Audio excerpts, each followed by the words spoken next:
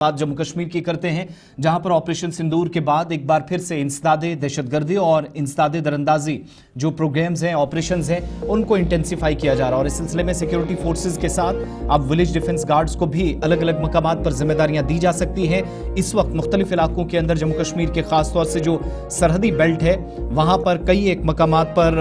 वीडीजीज को तरबियत देने का सिलसिला है। ये तरबियत फराहम जो इस वक्त की जा रही है वो जम्मू कश्मीर पुलिस की जानिब से की जा रही है। जम्मू का जो इंटीरियर बेल्ट है, जहां पर पिछले एक साल में दहशतगर्दी के वाकयात भी रोनमा हुए, ऑपरेशंस के दौरान सिक्योरिटी फोर्सेस को नुकसान उठाना पड़ा है, उन इलाकों के अंदर पुलिस फॉरवर्ड इलाकों में जाकर, जिनमें हीरानगर भी शामिल है, जिनमें कठुआ का एरिया है, सांबा जम्मू के आसपास बैनुल अक़वामी सरहद के साथ, और इसी तरीके से एलओसी के आसपास भी कई एक मकामात पर वीडीजीज को तरबियत फराहम की जा रही है। खबर यह भी है कि जम्मू कश्मीर पुलिस, बीएसएफ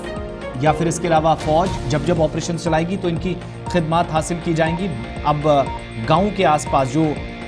वहां पर दिफा करने वाले लोग हैं, जो मुहाफिज हैं, उनमें वीडीजीज का कलीदी किरदार होगा। शिल्पा शर्मा हमारे साथ इस वक्त ज्वाइन कर रही हैं, सीधा उनके पास चलेंगे। शिल्पा, एक तो हम तस्वीरें बता रहे हैं जिनसे पता चलता है कि पूरी तरीके से ट्रेंड इन तमाम लोगों को किया जाए, एक ये कोशिश है, लेकिन किन एरियाज पर, किस बेल्ट पर ज्यादा फोकस इस वक्त सिक्योरिटी एजेंसीज का है?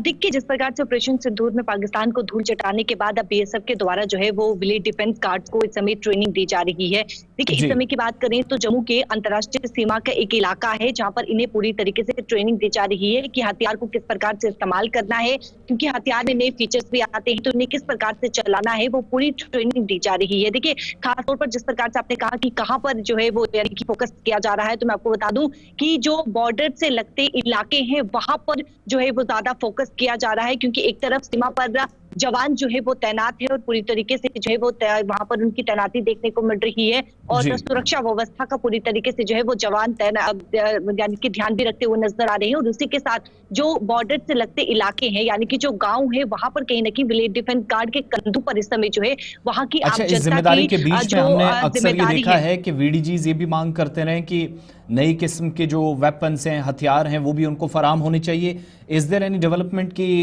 हथियारों के मामले में भी कोई वो जो पुराने हथियार थे उनको कम, नयों का ज्यादा इस्तेमाल होगा, या सिर्फ ट्रेनिंग तक ही चीजें अभी सीमित हैं?